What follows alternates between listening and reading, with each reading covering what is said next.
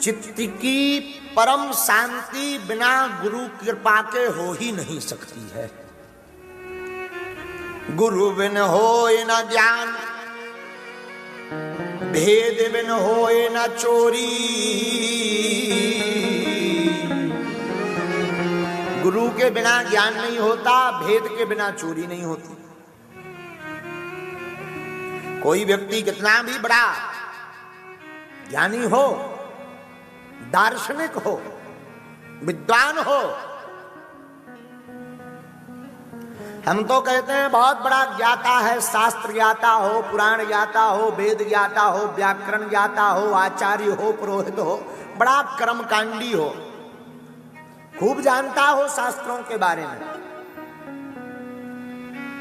और जब तक उसके जीवन में गुरु नहीं है, अथवा गुरु जिसने धारण नहीं किया, तब तक उसकी चित्त को शांति मिलने वाली, अच्छा प्यास लगी हो तुम्हें जोर से, हम तुम्हें खूब पेप्सी पिला दें दबा के, लिम्का, कोई दिक्कत नहीं, कुछ देर के लिए गला तो गीला हो जाएगा, लेकिन 10-15 मिनट बाद फिर लगेगा पानी लाओ, हाँ जी या ना जी, अच्छा फिर लिम्का दे दो, जाए लिम्का लगो, 10-15 मिनट तो फिर चलोगे, फिर लगेगा पानी लाओ, हाँ जी या ना जी।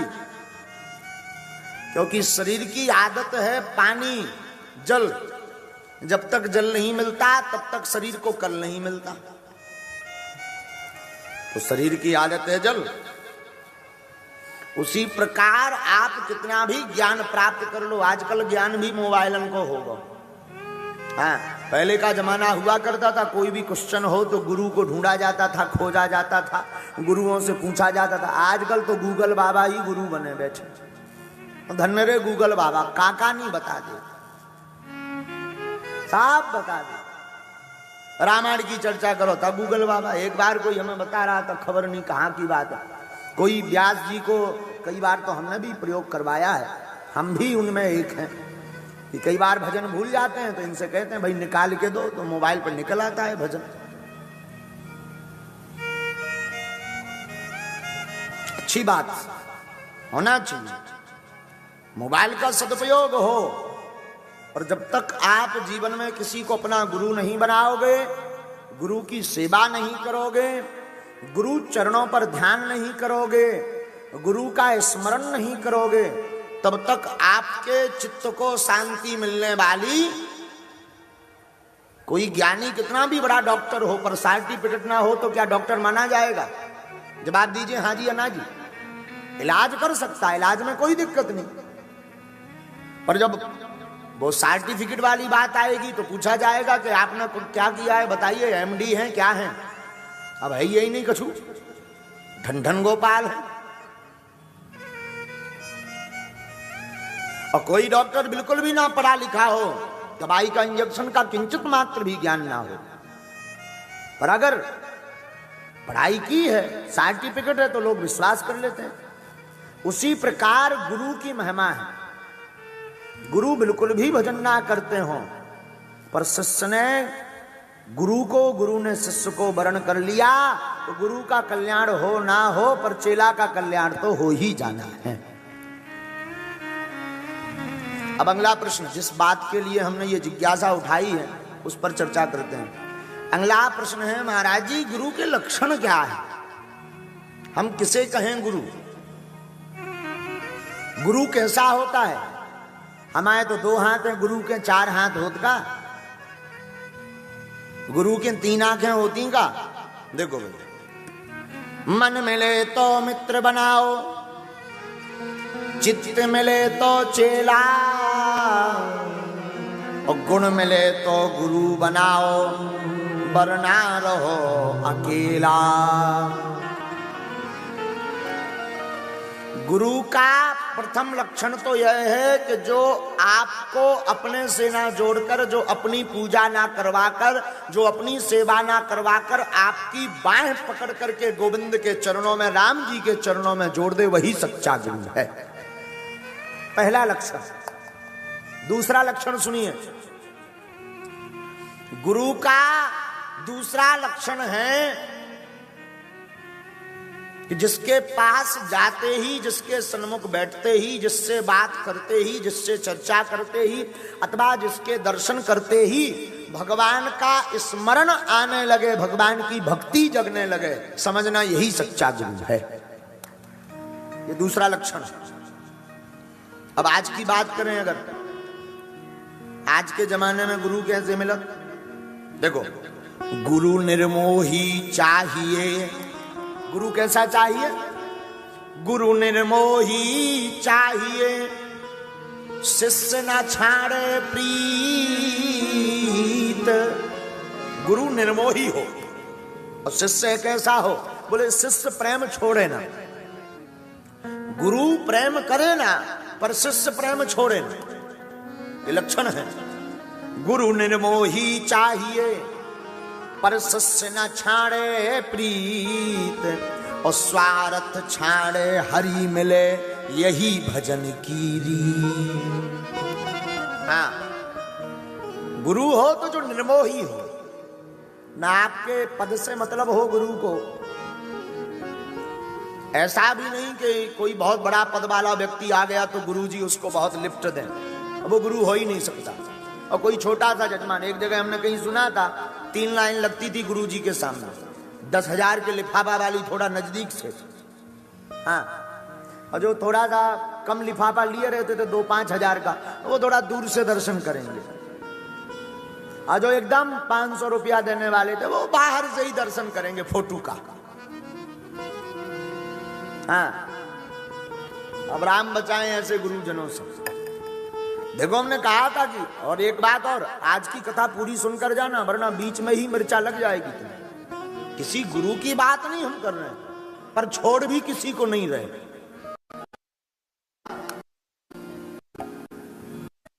ऐसा हो, बोले स्वार्थ छाड़े यही भजन की रीत।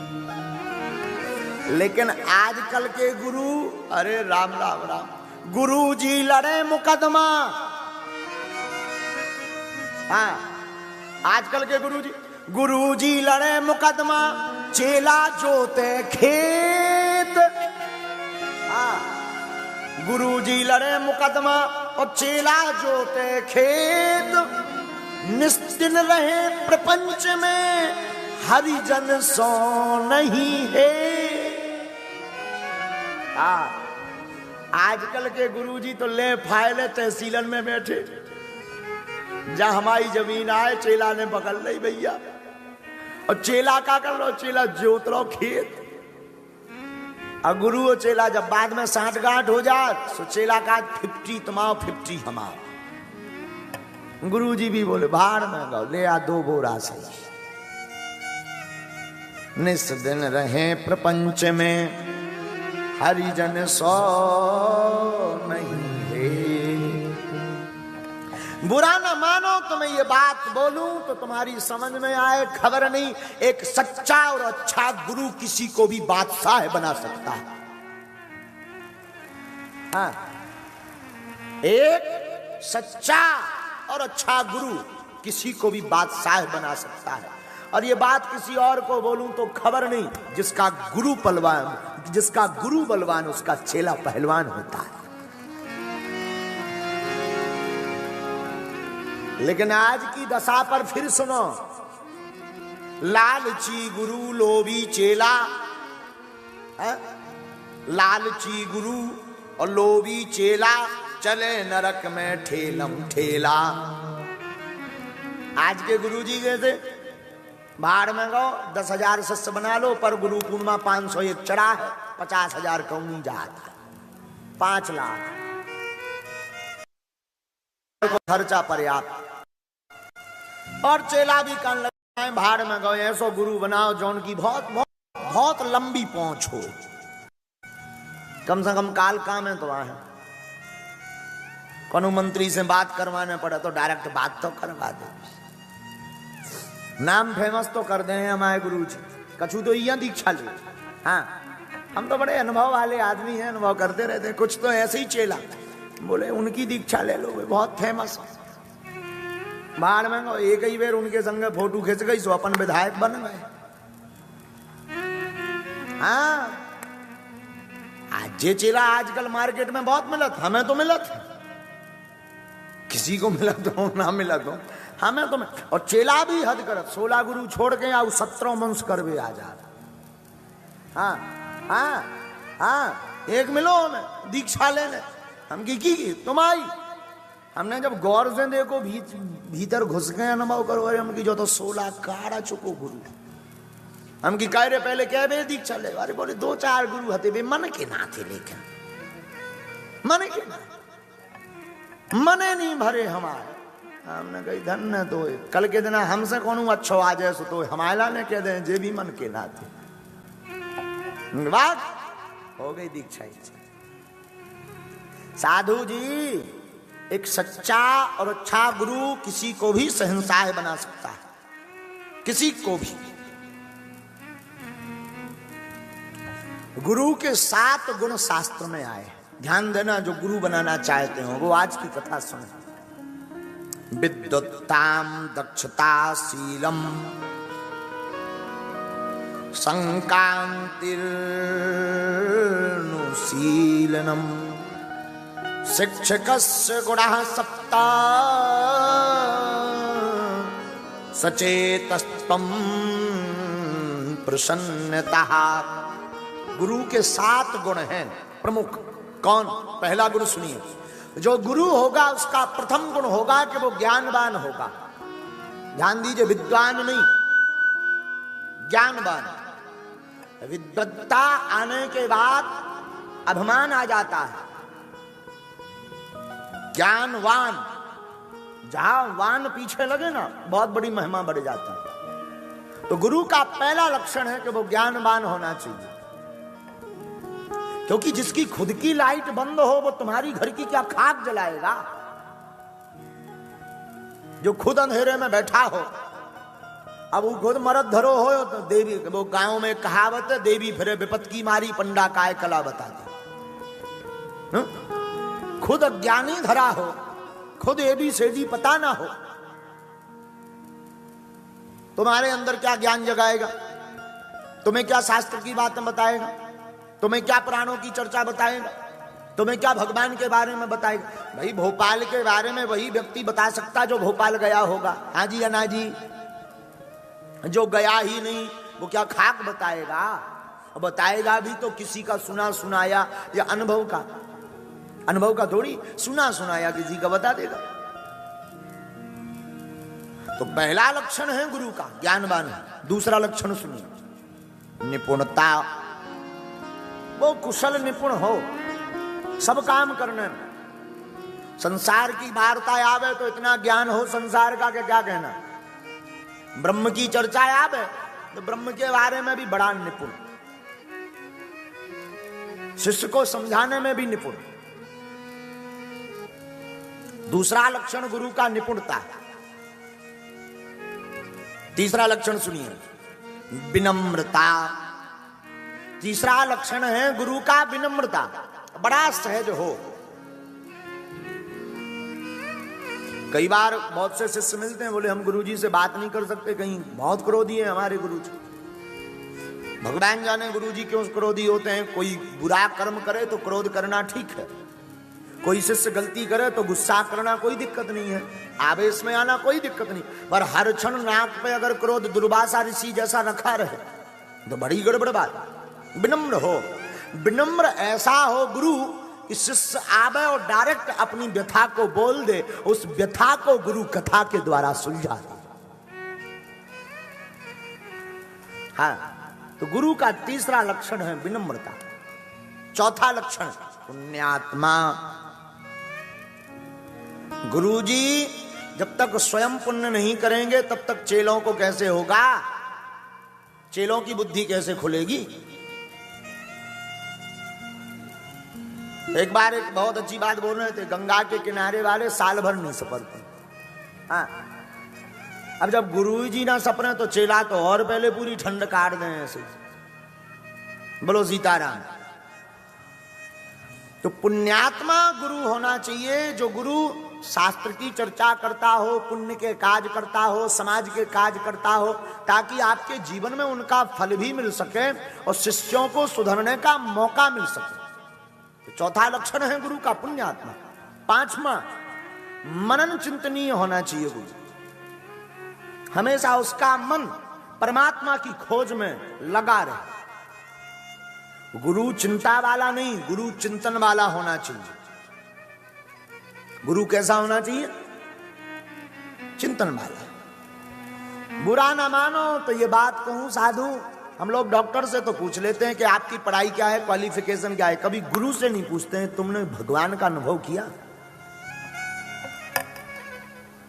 कोई बात नहीं, अनुभव नहीं किया, भजन किया, कोई बात नहीं, कभी पूछ लेना। देखो, जबान है, मुख है ताला और जबान है चाबी, वाणी चाबी है।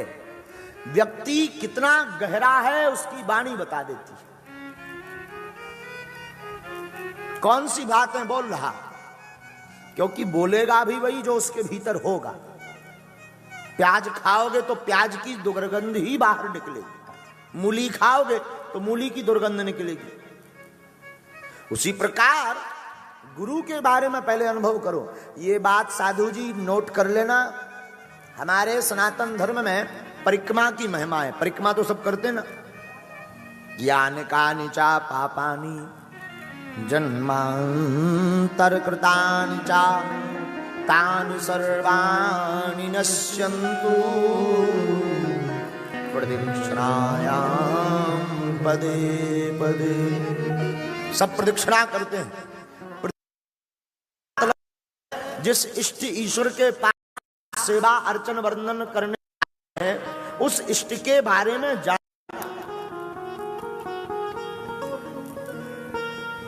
पानी पीजिए छान कर, गुरु ढूंढिए।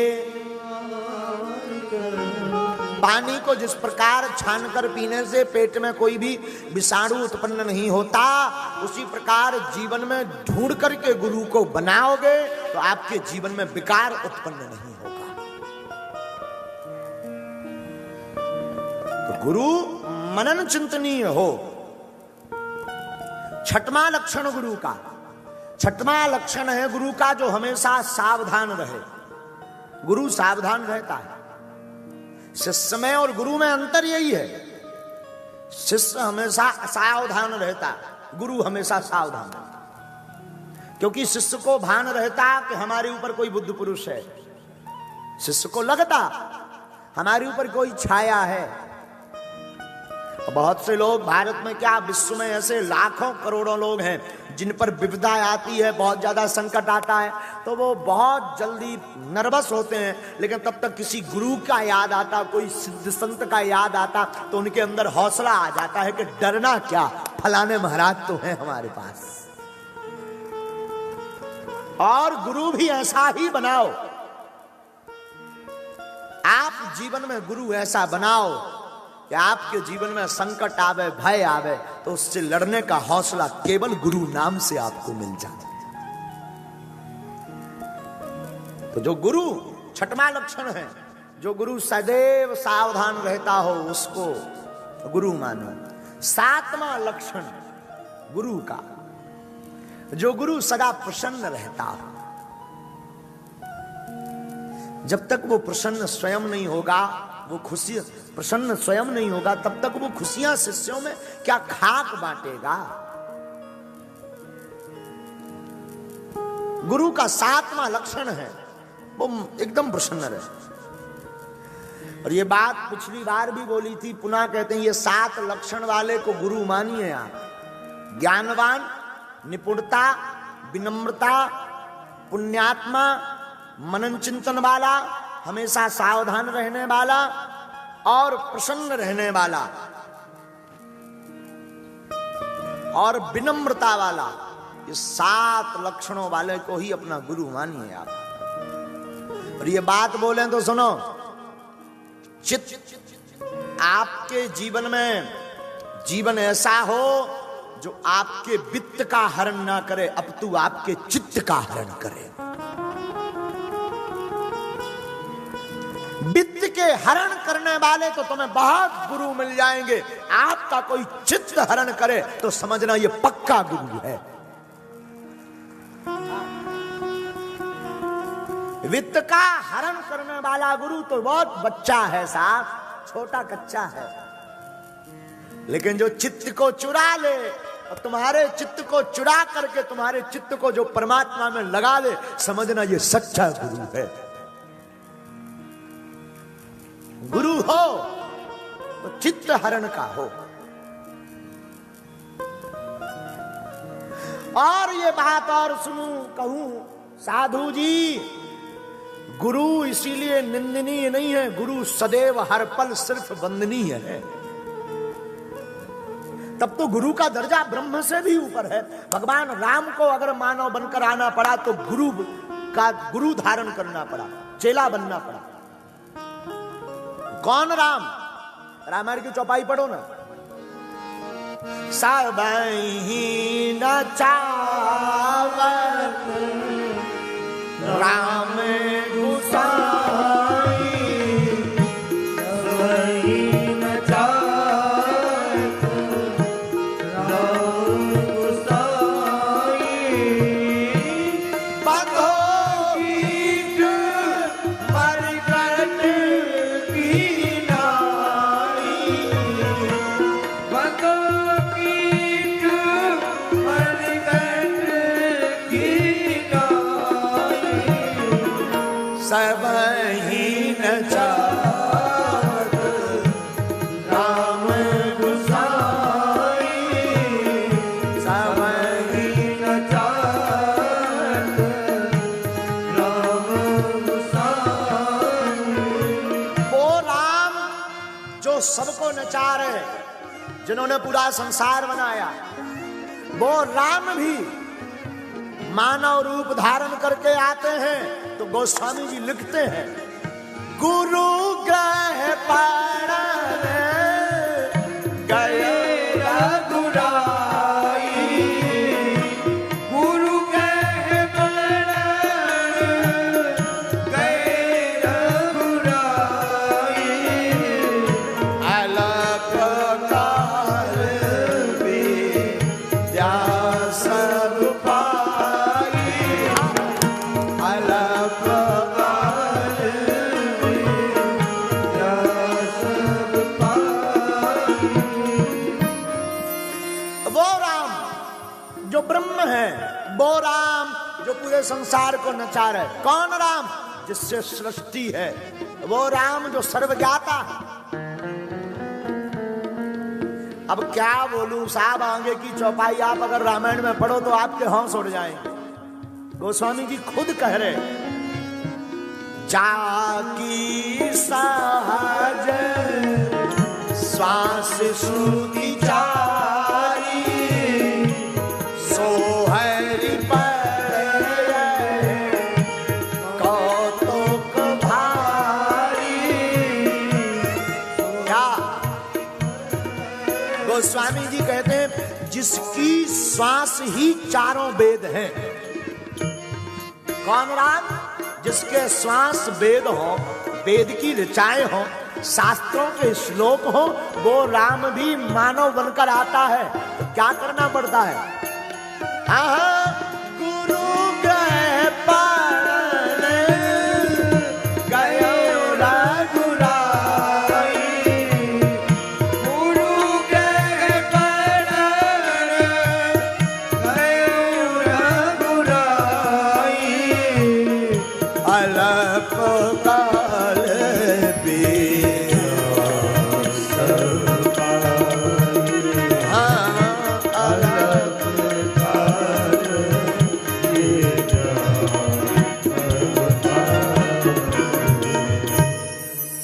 गुरु निंदनीय नहीं, गुरु वंदनीय।